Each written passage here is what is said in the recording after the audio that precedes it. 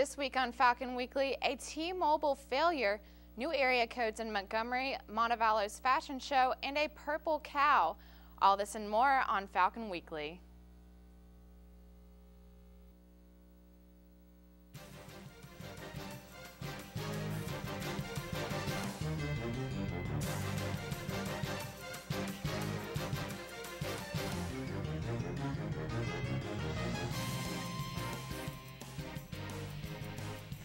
Welcome to Falcon Weekly. I'm Dorothy Sherman. And I'm Jasmine Sledge. President Obama has been faced with difficult decisions concerning the military. Over the weekend, the president spoke at the Gay Rights March in Washington, promising to end the military's don't ask, don't tell policy. The speech was met with both praise and skepticism. After winning the Nobel Peace Prize last week, the president is in deep deliberation over whether or not the U.S. should send a requested 40,000 troops to Afghanistan. General McChrystal's request is a difficult one because of some opposition to the war. Coming up, new area codes problems for T-Mobile and disappearing waves after the break.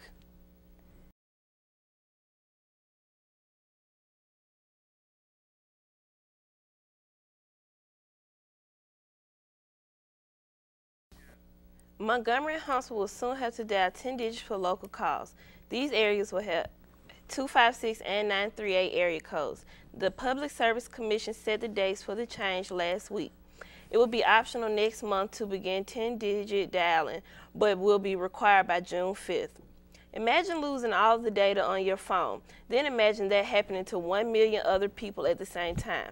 That's what happened Saturday when Microsoft servers failed and wiped out outraged customer phone data. Without the service backup information, T-Mobile advises customers to leave the charged battery in the phone or their remaining data will be lost. Well, it's another rainy week for students. Falcon Weekly's Twilly Cottingham has our forecast. Hello and welcome to Twilly's Tweets. But instead of sports this week, I shall be informing you what's worth tweeting about in weather. Today is going to be a high of 69 and a low of 63. With showers through Friday, so girls, pull out those rain boots and those umbrellas because it's going to be a rainy week. But by the weekend, the forecast looks like the rain clouds will be cleared and gone away. All you would need is just a light jacket, with Saturday being a high of 59 and a low of 41. Still pretty good weather to watch or catch some college football. We are almost done with hurricane season, but still have a month left to go. Let's see why surfers haven't been able to hang 10 this hurricane season. Green flags fly high over Pensacola Beach. The lack of waves may have driven some surfers away, but a few aren't taking this lying down. One surfer believes it's all about location. Well, we've already had plenty of challenges for the last hour. It's just different muscles, different balance almost. The Gulf, it's pretty flat most of the time, but when it's good, it's usually really windy and but surfable. Right now it's not too bad, but we're going to try our first day paddleboarding. This particular hurricane season has been an interesting one for Pensacola residents who have only seen one tropical storm. And that tropical storm barely made an impact. Lifeguards are enjoying this break for now. It's a good thing if we're not doing anything. Interlight Surf Shop employee Alex Thompson has his own theory about their slow sales. And it's not just the economy. The combination of the El Nino winds and the way the currents are working and no storms, it's been really crappy, so you definitely have to outsource your waves and go somewhere else. But it's definitely put a hamper on surfing for everyone in the area. One thing's for certain, Pensacola residents are finding more ways to have fun in the sun. For Falcon Weekly, I'm Kaylin Wolf reporting.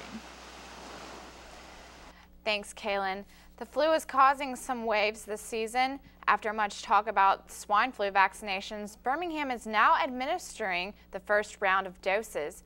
On Wednesday, nearly 5,300 doses of the nasal spray vaccine was given to several hospitals and medical clinics in Alabama. Well, after your break, your Montevallo headlines. We'll be right back.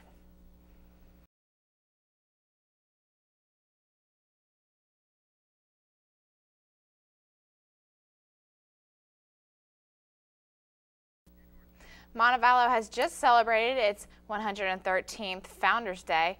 Falcon Weekly's Drew Grantham has more. Founders Day is a long-standing Montevallo tradition. It is parts homecoming, parts graduation, and part family reunion. It's held every year on October 8th, and both alumni and current students alike come together to celebrate what it means to be a Falcon. Some of the day's festivities includes honoring and robing the senior class, acknowledging distinguished faculty, and celebrating the success of notable alumni. The day also includes a reception in Anna Irving Dining Hall, open houses in important buildings, and a friendly debate about what department is the most important on campus. The truly beautiful thing about Founders Day is it connects all generations, from the class of 56, which is the class that's honored this year, to the newest generation of seniors. And I do remember on Founders Day is when we received our cap and gown, which, of course, that's always a highlight in your life. It's really just a celebration of you know, what has got me this far. For Falcon Weekly, I'm Drew Grantham. For more highlights on Founders Day, you can go to the UM website at montevallo.edu and click on the Founders Day link. Montevallo's annual fashion show is back and better than ever. Come see the students walk the runway and present Fashion is a Fad, but Style is Eternal. October 13th at 8 p.m. in the Anna Irving Hall. This year, fashion sponsors are Tom Shoes, Urban Outfitters, Belk, and BB. All proceeds will go to the Tom Shoes charity. University of Montevallo's National Pan-Hellenic Council will be hosting the first annual NPHC Fall Ball on November 13th at the Anna Irving Hall. Tickets are $10 for singles and $15 for couples.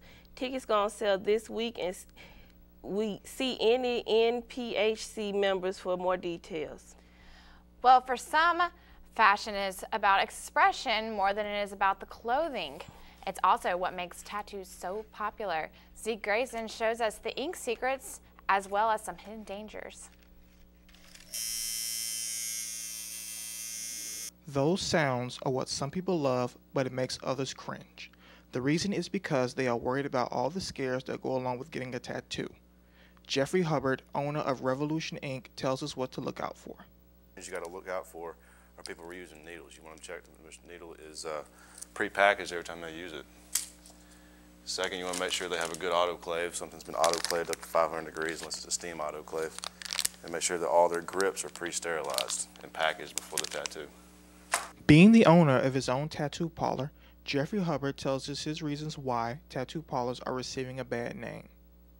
I don't know. In my opinion, the people that, that are just real grungy looking and just they're mean to their customers, it gives the industry a bad reputation, when really it's open and welcome to everybody. Most people know that there are risks involved when getting a tattoo, but many people decide to get them anyway for a variety of reasons. And people are rebellious. People want to do what they're told not to do. People love art, same as people going to a museum and looking at artwork in a museum. They love to see it on the skin. Tattoos come with many risks, but it's up to the customer to make sure that the artist they are receiving a tattoo from performs the correct procedures and preparations. For Falcon Weekly, this is Zeke Grayson reporting. For more information on tattoo laws and regulation, go to everytattoo.com/Alabama law. Well, what's it going to be? Yep, it's time for College Night 2010.